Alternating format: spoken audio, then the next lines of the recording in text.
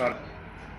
ನಮ್ಮ ಮುಂದಿನ ಹೋರಾಟ ಈಗಾಗಲೇ ಹೋರಾಟ ಮಾಡ್ಕೊಂಡು ಬಂದಿದ್ದೀವಿ. ಸುಮಾರು 25 ವರ್ಷಗಳಿಂದ ನಾವು ಹೋರಾಟ ಮಾಡ್ಕೊಂಡಿದ್ದೀವಿ. ಇದು ಒಳ್ಳೆ ಸ್ಥಾತಿ ಬೇಡ ಅಂತಲೇ ಹೋರಾಡ್ಕೊಂಡು ಬಂದಿದ್ದೀವಿ. ಆದರೆ ಇವತ್ತು ಒಂದು ನಾಗಮೋದಾಸ್ ಆಯೋಗನ ಮಾಡಿದ್ವಿ, ಎಲ್ಲ ಸರಿಪಡಿಸ್ತೀವಿ, ಯಾವುದೇ ಸಮಾಜಕ್ಕೂ ಅನ್ಯಾಯ ಮಾಡೋದು ಮಾಡ್ತೀವಿ ಅಂತ ಹೇಳಿದ್ರು. ಇವತ್ತು ಅನ್ಯಾಯ ಮಾಡಿದ್ದಾರೆ, ಅದಕ್ಕೋಸ್ಕರ ನಾವು ಇವತ್ತು ವಿರೋಧ ಮಾಡ್ತಾ ಇದ್ದೀವಿ. ಈಗ ಏನು ಕರ್ನಾಟಕ ರಾಜ್ಯದಲ್ಲಿ ಇವತ್ತು ನಾವು ಪ್ರತಿಭಟನೆ ಮಾಡಿದ್ದೀವಿ. ಮುಂದಿನ ಹೋರಾಟ ನಾವು ಆಗಿಲ್ಲ, ನಮ್ಗೆ ಅನ್ಯಾಯ ಆದರೆ ನಾವು ಎಲ್ಲ ರಂಗದಲ್ಲೂ ಬೀದಿ ಹೇಳಿ ನಾವು ಸಿದ್ಧವಾಗಿರ್ತೀವಿ. ಒಳಗಿಸಲಾತಿ ಮಾಡೋದು ಬರೋದಿಲ್ಲ. ನೀವು ರಾಜ್ಯದಲ್ಲಿ ನೀವು ಸಮೀಕ್ಷೆ ಮಾಡಿ ಅದನ್ನ ಅನುಗುಣವಾಗಿ ಮಾಡಿ ಅಂತ ಸುಪ್ರೀಂ ಕೋರ್ಟ್ ಹೇಳಿದೆ. ಆದರೆ ಅದನ್ನ ವಿರುದ್ಧವಾಗಿ ಇವ್ರು ಮಾಡಿದ್ದಾರೆ.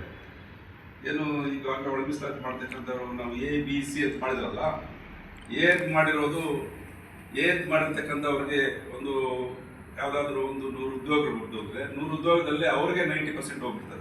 ಇನ್ನು 10 ಉಳಿದ್ರೆ 100 ಜಾತಿ ಇರ್ತದೆ. 101 ಜಾತಿಯಲ್ಲಿ ನಾವು SC ಸೇರಿದ್ರೆ 101 ಜಾತಿ ಇದ್ದೀವಿ. ಒಂದು ಜಾತಿಗೆ 90 ಹೋಗ್ಬಿಟ್ರೆ 10 ನಾವು 100 ಜಾತಿಗೆ ಎತ್ಕೊಳಕ್ಕಾಗುತ್ತೆ. ಆ ರೀತಿ ತೊಂದರೆ ಆಗಿದೆ. ಬಹಳ ದೋಷಗಳಿದೆ ಅದರಲ್ಲಿ. ಇದರ ಬಗ್ಗೆ ತಿಂಗಳಲ್ಲಿ ವರದಿ ಮಾಡಿದ್ದಾರೆ. 2 ತಿಂಗಳಲ್ಲಿ ವರದಿ ಮಾಡಿದ್ರೆ ಕನಿಷ್ಠ ಪಕ್ಷ ಈ ವರದಿ ಮಾಡಬೇಕಂದ್ರೆ ಈ 101 ಉಪಜಾತಿಗಳು 101 ಜಾತಿಗಳು ವರದಿ ಮಾಡಬೇಕಂದ್ರೆ ಕನಿಷ್ಠ ಪಕ್ಷ 1 ವರ್ಷ ಬೇಕಾಗಿತ್ತು. ಅದು ಸರಿಯಿಲ್ಲ, ಮಾಡಿರೋದು ಸರಿಯಿಲ್ಲ. ಅದರಿಂದ ನಾವು ಅದನ್ನ ರದ್ದು ಮಾಡಿ. ಮೊದಲಿಗೆ ಕೋಲಾರ ಜಿಲ್ಲೆಯ ಭೋವಿ ಸಮಾಜಕ್ಕೆ ನಮ್ಮ ಜೊತೆಗೂಡಿ ಬಂದಂತಹ ಪರಮ ಪರಚ ಬಂಜಾರ ತಲೆ ಸಮುದಾಯಗಳು 24ನೇ ತಾರೀಕು ಬೆಂಗಳೂರು ಫ್ರೀಡಮ್ ಪಾರ್ಕ್ಗೆ ಬಂದು ಆ ದಿನ ನಾವು ಹಮ್ಮಿಕೊಂಡಿರ್ತಕ್ಕಂತಹ ಬೆಂಗಳೂರು ಚಲೋ ಪ್ರತಿಭಟನಾ ಕಾರ್ಯಕ್ರಮವನ್ನು ಯಶಸ್ವಿ ಮಾಡಿದಂತಹ ಎಲ್ಲ ಸಮಾಜದ ವರ್ಗದವರಿಗೂ, ಹಿರಿಯರಿಗೂ, ಕಿರಿಯರಿಗೂ, ನಮ್ಮ ಮಾತೆಯವರಿಗೂ, ಒಂದು ಬಳಗದವರಿಗೂ ನಮ್ಮ ಭೋವಿ ಸಮಾಜದ ಜಿಲ್ಲಾ ಸಂಘದ ವತಿಯಿಂದ, ಭೋವಿ ವೇದಿಕೆ ವತಿಯಿಂದ ಅವರಿಗೆ ಅಭಿನಂದನೆಗಳನ್ನು ನಮ್ಮ ಸಂಘದ ವತಿಯಿಂದ ತಿಳಿಸ್ತಾ ಇದ್ದೀವಿ. ಈಗ ಈ ಸಮಾಜದಲ್ಲಿ ನಡೀತಕ್ಕಂತಹ ದಿನಚರಿಗಳನ್ನು ಪ್ರತಿನಿತ್ಯ ನೋಡ್ತಾ ಇದ್ದೀವಿ. ನಾವು ಈ ಭೂಮಿ ಮೇಲೆ ಹುಟ್ಟಿದ್ದೇವೆ. ನಮಗೂ ಉಸಿರಾಡೋದಕ್ಕೆ ಗಾಳಿ ಬೇಕು, ತಿನ್ನೋದಕ್ಕೆ ಅನ್ನ ಬೇಕು, ಕುಡಿಯೋದಕ್ಕೆ ನೀರು ಬೇಕು, ಮೂಲಭೂತ ಸೌಕರ್ಯ. ಸಂವಿಧಾನದಲ್ಲಿ ನಮಗೂ ಸಹ ನಮ್ಮ ಸಮಾಜ ಈ ಹಿಂದಿನಿಂದ ಅಲೆಮಾರಿತನ ಮಾಡ್ಕೊಂಡು, ಬಂಡೆ ಹೊಡ್ಕೊಂಡು, ಮಣ್ಣಾಕೊಂಡು ಜೀವನ ಮಾಡ್ತಕ್ಕಂಥ ಬಂದಿರತಕ್ಕ ಸಮಾಜ. ಈ ಸಮಾಜವನ್ನು ಗುರುತಿಸಿ ನಾಲ್ವಡಿ ಕೃಷ್ಣರಾಜವರು ನಮ್ಮನ್ನು ಡಿಪ್ರೆಷನ್ ಕ್ಲಾಸ್ ಅಂತ ಆಗ ಮೀಸಲಾತಿಯನ್ನು ಕೊಡ್ತಾರೆ. ನಮಗೆ ಕಷ್ಟಪಡ್ತಕ್ಕಂಥ ಜನ, ಏನು ಗತಿ ಇಲ್ಲತಕ್ಕಂಥ ಜನ, ಸಾಮಾಜಿಕವಾಗಿ, ಆರ್ಥಿಕವಾಗಿ, ಶೈಕ್ಷಣಿಕವಾಗಿ ಹಿಂದುಳಿದಿರ್ತಕ್ಕಂಥ ಸಮಾಜ ಅಂತ ಡಿಪ್ರೆಷನ್ ಕ್ಲಾಸ್ಗೆ ನಾಲ್ವಡಿ ಕೃಷ್ಣರಾಜರು ನಮ್ಮನ್ನು ಸೇರಿಸ್ತಾರೆ.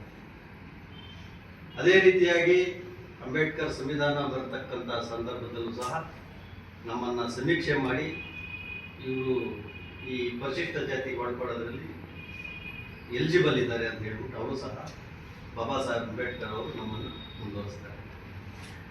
ಈಗ ನಾವು ಹೇಳ್ತಾ ಇರೋದು ಇಷ್ಟೇ, ಒಂದು ಸಮಾಜವನ್ನು ನಾವು ಘೋಷಣೆ ಮಾಡೋದಿಲ್ಲ, ನಮ್ಮ ಹಕ್ಕನ್ನು ನಾವು ಕೇಳ್ತಾ ಇದ್ದೀವಿ. ಮಾಡಿರ್ತಕ್ಕಂಥ ವರದಿಗಳು ಅಪೂರ್ಣ ಅನ್ನೋದನ್ನು ನಾವು ವಾದ ಮಾಡ್ತೀವಿ. ಅದಕ್ಕೊಂದು ಸಣ್ಣ ಎಕ್ಸಾಂಪಲ್ ಹೇಳೋದೇನಂತಂದರೆ, 2017ರಲ್ಲಿ ಒಂದು ಸಮೀಕ್ಷೆ ಮಾಡಿ 2011ರಲ್ಲಿ ಒಂದು ಸಮೀಕ್ಷೆ ಮಾಡ್ತಾರೆ ಜಾತಿ ಜನಗಣತಿ ಕೇಂದ್ರ ಸರ್ಕಾರ. ಆಗ ನಮ್ಮ ಭೋವಿ ಸಮಾಜವನ್ನು ಗುರುತಿಸ್ತಾರೆ. ಎಷ್ಟು ಗುರುತಿಸ್ತಾರೆ ಅಂದರೆ 11,19,315 ಅಂತ ಇಷ್ಟೊಂದು ಜನಸಂಖ್ಯೆ ಇದೆ ಅಂತ ಭೋವಿ ಸಮಾಜವನ್ನು ಗುರುತಿಸ್ತಾರೆ. ಅದೇ ರೀತಿ 2025ಕ್ಕೆ ಜನಗಣತಿ ಮಾಡ್ತಾರೆ.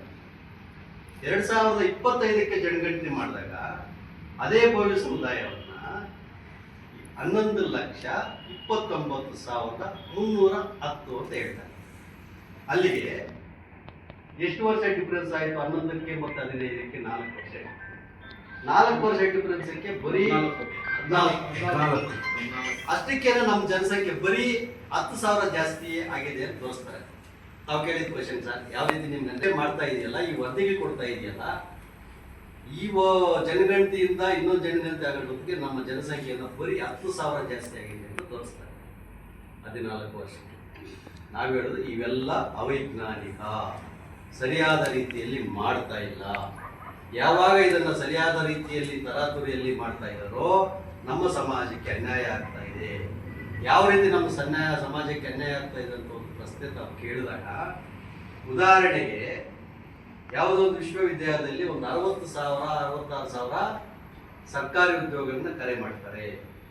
ಅಲ್ಲಿ ಮಾಡಿದಾಗ ಜನರಲ್ಗೆ ಹೋಗಿ, BCMಗೆ ಹೋಗಿ, ಅಲ್ಪಸಂಖ್ಯಾತರಿಗೆ ಹೋಗಿ, ರಿಸರ್ವೇಷನ್ಗೆ, ಈಗ ಉದಾಹರಣೆಗೆ ಪ್ರೊಫೆಸರ್ SC1 ಅಂತ ಬರ್ತದೆ, ಲೆಕ್ಚರರ್ SC1 ಅಂತ ಬರ್ತದೆ, ಗುಮಾಸ್ತಾ SC1 ಅಂತ ಬರ್ತದೆ. ಈ ರೀತಿ 9 ಪೋಸ್ಟ್ಗಳನ್ನು SC1 ಅಂತ ಬರ್ತದೆ.